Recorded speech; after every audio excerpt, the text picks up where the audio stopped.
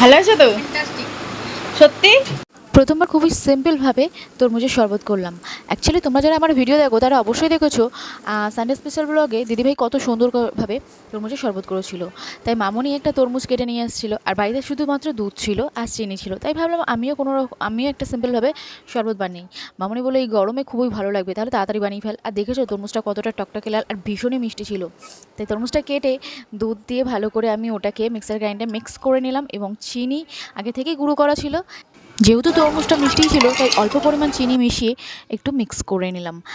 আর এই যে একটু চাট মশলা আর বিট লবণ মেশাতে মেশাতে দেখি বৃষ্টি শুরু হয়েছে। যা, গরমের জন্য বানালাম অথচ ঠান্ডা হয়ে গেল ওয়েদারটা।